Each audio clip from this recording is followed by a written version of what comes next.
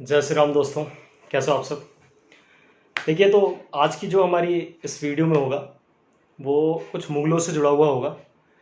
इसमें देखिए, वैसे तो सबको पता है कि यार अभी मुगलों के साथ क्या हुआ। वो अपने स्कूटर पे बैठे और रवाना हो लिए हिंदुस्तान से, जिनका इतिहास हिस्ट्री जो था वो मिटा दिया गया है सभी बुक्स सभी हर जगह से।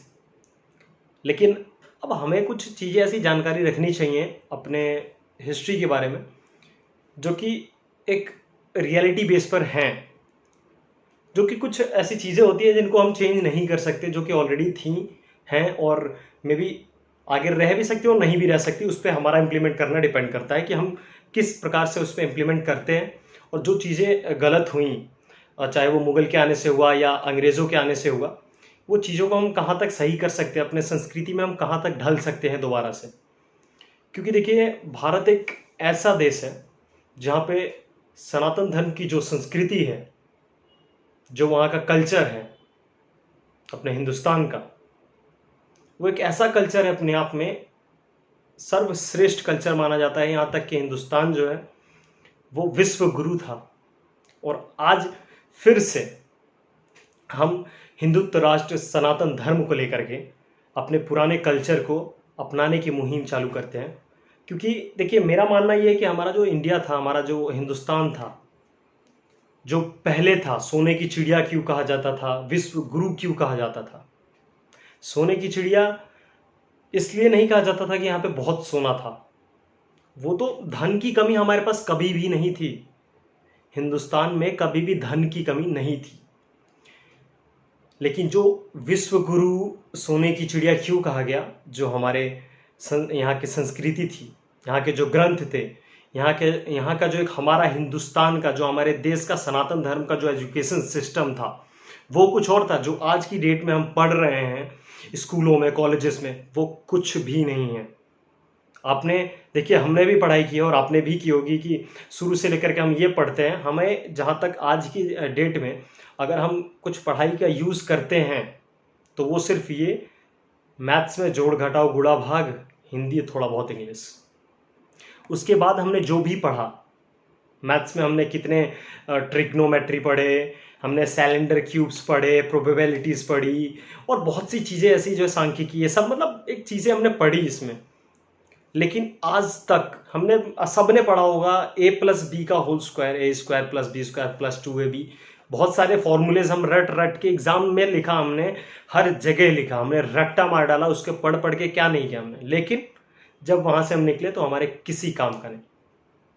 चाहे आप जज बने हो, कलेक्टर बने हो, इंजीनियर बने हो, डॉक्टर बने हो, अगर वो फॉर्मूला आपको कहीं काम आया तो आप हमें बताइए। नहीं। लेकिन हमारे सनातन धर्म में इस जो संस्कृति को आगे बढ़ाने का जो समय आया है वो अब शुरू हो चुका है। और कहीं ना कहीं हम इस अपने धर्म को लेकर के आगे जागरूक हो चुके हैं और अब सनातन जाग चुका है। अब किसी के बहकावे में आकर अपनी संस्कृति को नहीं भूलना, चाहे वो हमारी पीछे की पीढ़ी हो, आने वाली पीढ़ी हो, या अभी जो पीढ़ी चल रही है इस पीढ़ी की बात करें। अपने धर्म को अपनाना, अपने राष्ट्र को हिंदुत्व राष्ट्र बनाना, ये हमारा बीड़ा है जो हमने ठान लिया है धीरेन्द्र शास्त्री के साथ। लेकिन उस पर अमल करने के लिए हमें सबसे पहले अपने कल्चर को अपनाना होगा, अपने ग्रंथों का ज्ञान रखना होगा, अपने संस्कृति को अपनाना होगा, ना कि बाहर की संस्कृति और देश विदेशों को।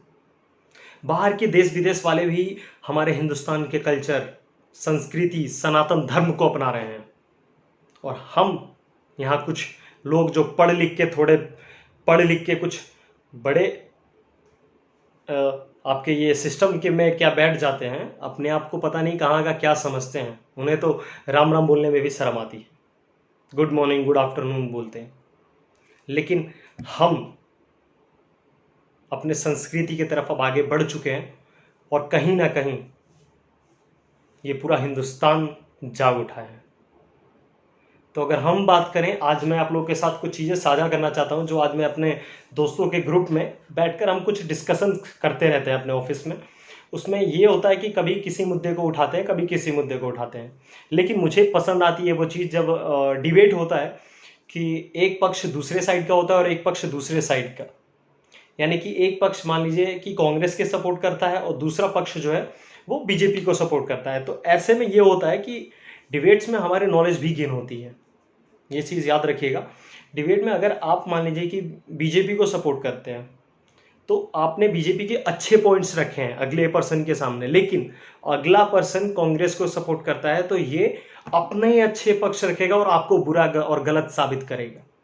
वैसे ही सेम बीजेपी अपने आप को अच्छा साबित करेगी और कांग्रेस जो है अपने आप को वो उसको बुरा साबित करेगी। सिंपल सी बात है इसमें। लेकिन इस चीज़ को कभी भी याद रखें कि अगर कहीं भी आप डिबेट करते हैं तो सिर्फ डिबेट को डिबेट की तरह ही लें, कोई भी पर्सनल इसमें रीज़न नहीं होना चाहिए।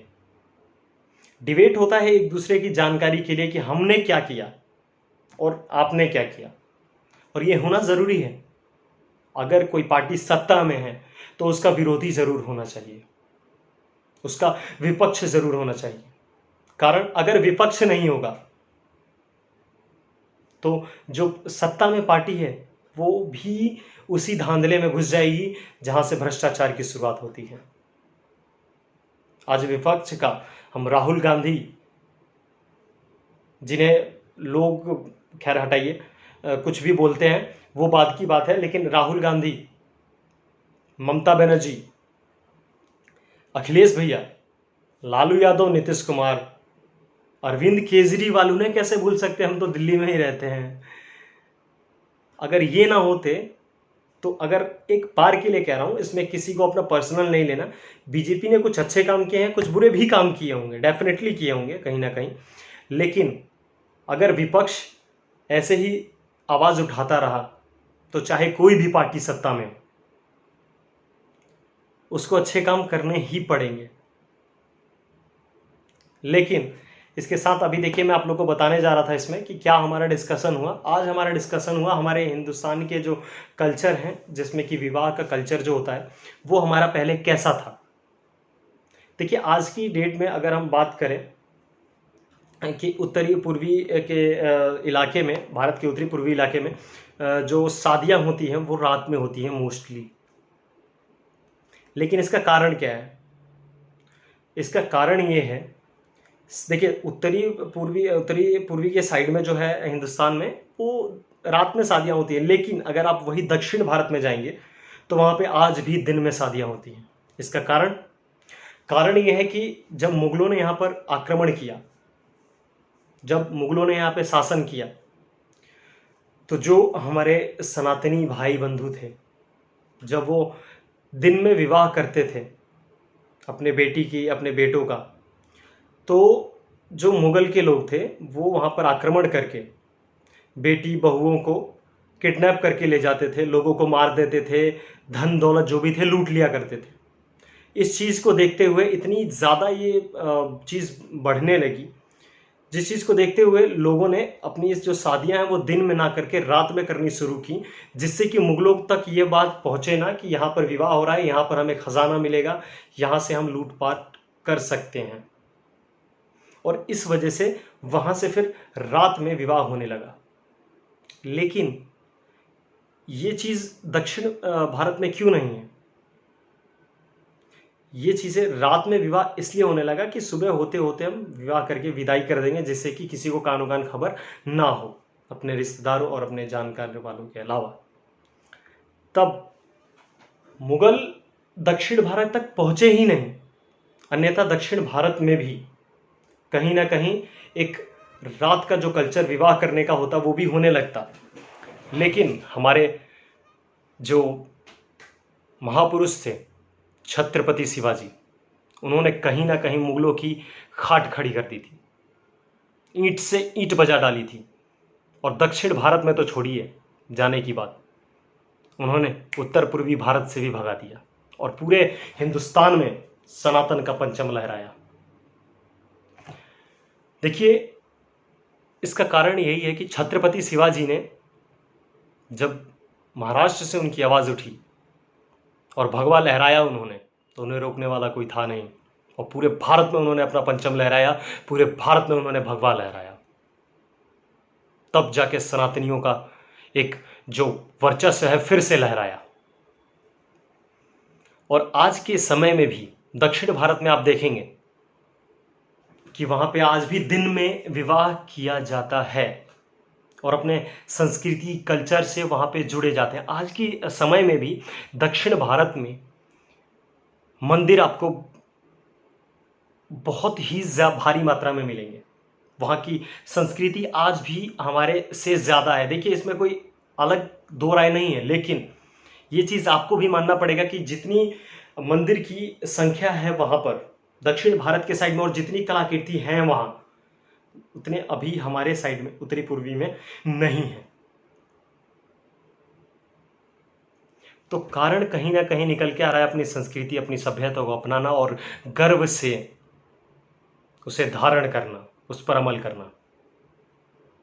तो अब हम भी इस ओर बढ़ चुके हैं कि अपने सनातन धर्म की तरफ लेकर के अपने संस्कृति, अपने कल्चर को अपना करके आगे बढ़े। तो आज का जो इसका रीज़न था, कारण था, इसमें बस ये बताना था कि जो इसमें विवाह का जो कल्चर है वो हमारा दिन में हुआ करता था। तो कोशिश करेंगे, हम भी कोशिश क्या, हम चाहे तो कर सकते हैं और हम भी अब रात का कल्चर छोड़ के दिन में करना शुरू करें।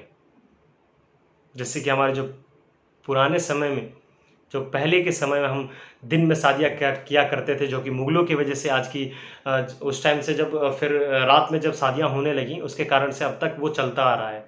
तो कहीं ना कहीं अब समय आ चुका है उस चीज़ को ख़त्म करना और दिन में शादी करने का। यहाँ तक कि मैंने अब देखा है बहुत से लोग दिन में भी शादी करना शुरू कर चुके हैं।